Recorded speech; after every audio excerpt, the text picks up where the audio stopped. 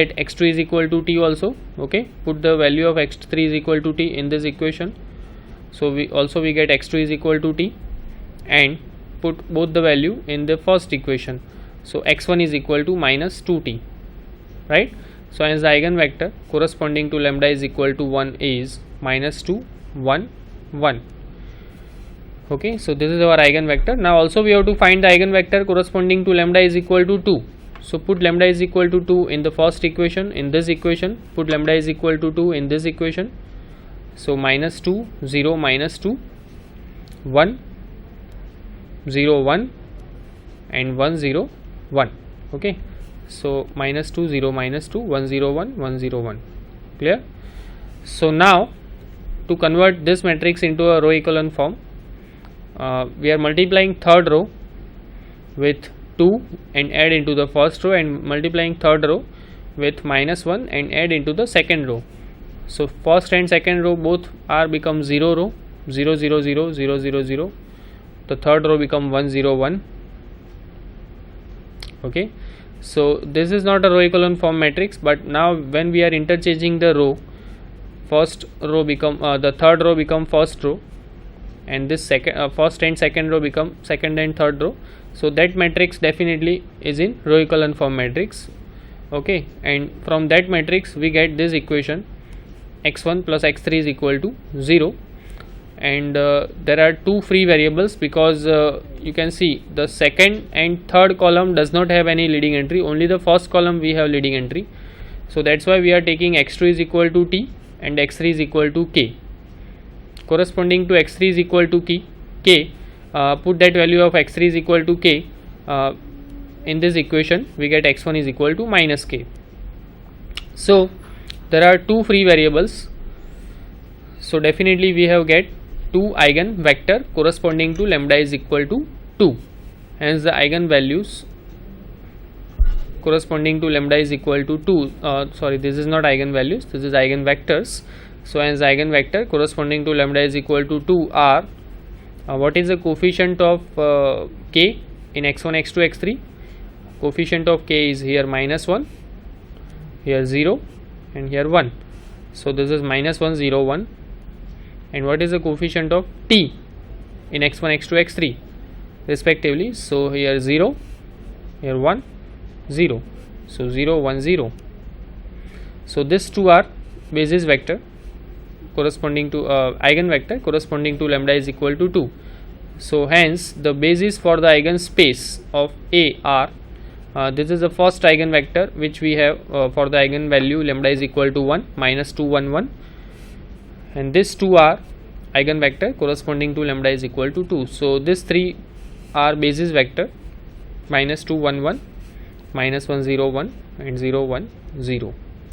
So here the complete the solution of this question 6a.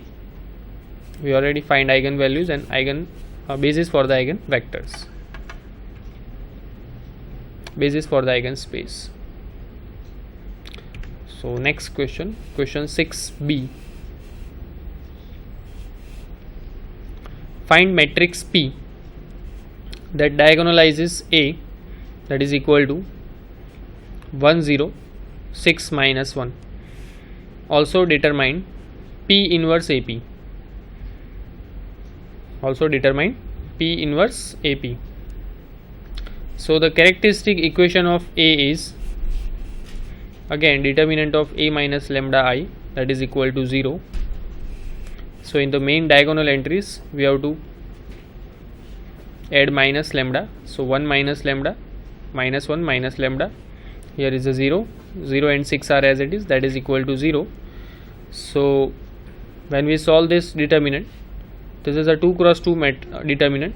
So 1 minus lambda into minus 1 minus lambda, that is equal to 0, because this is 0 into 6, that is 0. So when we solve this equation we get lambda square minus 1 is equal to 0, and from that equation we get two eigenvalues 1 and minus 1. Okay, 1 and minus 1. Now next aim is to, we have to find eigenvector corresponding to both the eigenvalues 1 and minus 1. So the eigenvector corresponding to lambda is equal to -1 is given by the matrix equation A minus lambda I. First of all, we are finding eigenvector corresponding to lambda is equal to -1.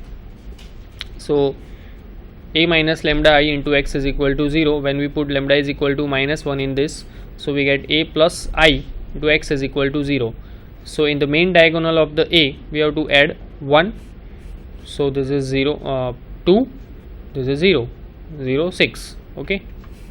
So 2, 0, 6, 0, x1, x2, that is equal to 0, 0. This gives 2x1. From this equation we get 2x1 is equal to 0 and 6x1 is equal to 0. So definitely x1 is equal to 0 and x2 is now free variable. So we take x2 is equal to t. So the eigenvector corresponding to lambda is equal to -1 is the coefficient of t in x1 and x2, that is 0, 1. Okay.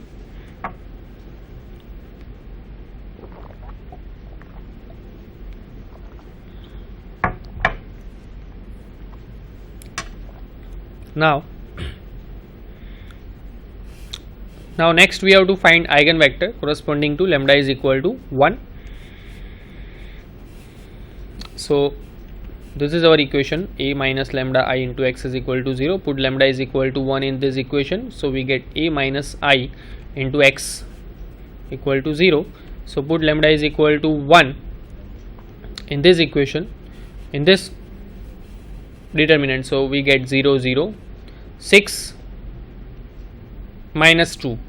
Okay, so here is the matrix 0, 0, 6 minus 2 x1, x2, that is equal to 0, 0.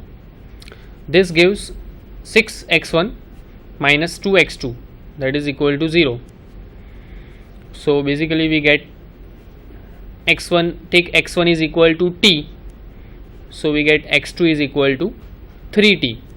Okay, so the eigenvector corresponding to lambda is equal to 1 is, what is the coefficient of t in x1 and x2? 1, 3, right? Taking the two eigenvector corresponding to lambda is equal to 1 is 1, 3. Now taking the two eigenvector as columns, we construct the matrix P as follow, where P is equal to this first column is the eigenvector corresponding to lambda is equal to -1, so that is 0, 1, and this second column is exactly the eigenvector corresponding to lambda is equal to 1, so that is 1, 3. Now so this is our matrix P, 0, 1, 1, 3. Now we want to find P inverse AP, that is equal to D, diagonal matrix D, that is lambda 1, 0, 0, lambda 2, and that is equal to this is -1, 1. P inverse AP, that is exactly the diagonal matrix, and that is equal to lambda 1, lambda 2. The other diagonal entries are 0. So the first column is for eigenvector corresponding to eigenvalue for lambda is equal to -1, so this is -1, and the second column in P is exactly the eigenvector corresponding to lambda is equal to 1, so the second entry is 1 in the main diagonal entry, and other are 0. Okay, you can also check that P inverse AP is -1, 0, 0, 1 or not. Okay, this is the multiplication of three matrices. You have already P, you have find P inverse and A is 1, 0, 6 minus 1. Okay, so you can check that 0, 1, 1, 3. Okay, now next question, question 6c. Using Cayley-Hamilton theorem, find A inverse where A is equal to 1, 4, 2, 3. This question was asked in 4 marks. 1, 4, 2, 3. The characteristic equation of A is A minus lambda I equal to 0. So in the main diagonal entries we have to add minus lambda, so we get 1 minus lambda, here 3 minus lambda, other entries are same, that is equal to 0. again 1 minus lambda into 3 minus lambda minus 8, that is equal to 0. Simplify this equation, we get finally lambda square minus 4 lambda minus 5 equal to 0. Now what is the Cayley-Hamilton theorem? The Cayley-Hamilton theorem says that every square matrix satisfied its characteristic equation. So definitely this is a square matrix, 2 cross 2 matrix, the number of row and number of column are same. And what is its characteristic equation? This is our characteristic equation for the matrix A. So this matrix satisfied its characteristic equation. Okay, that means what?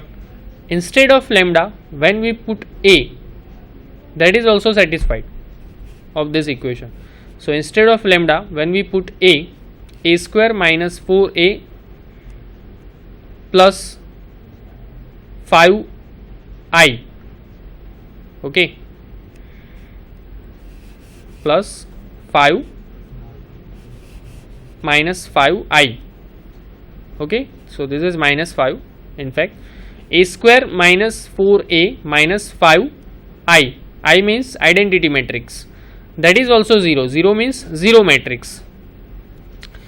And using that equation we want to find A inverse.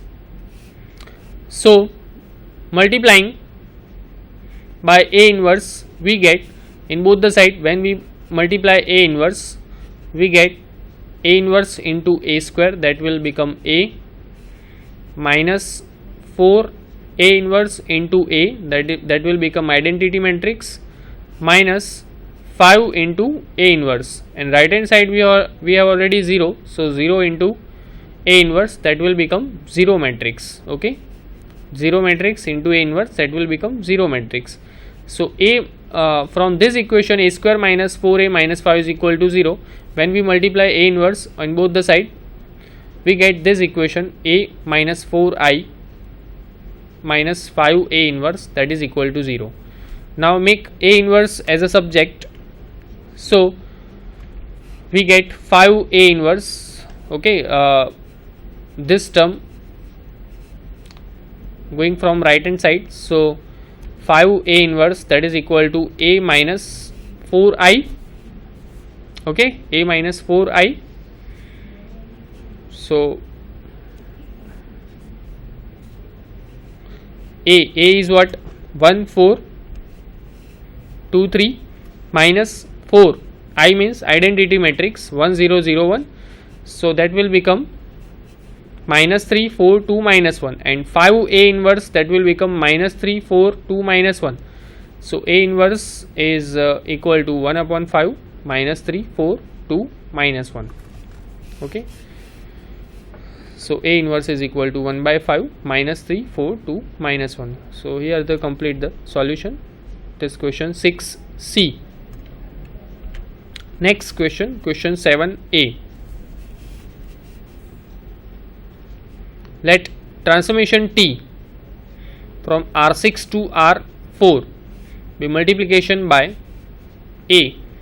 A is, you can see we have 4 cross 6 matrix. Okay, so number of row is 4 and number of column is 6. Find the rank and nullity of the transformation. Find the rank and nullity of the transformation. So in linear transformation we have already one important theorem which we will use in to solve this example, and what its theorem says that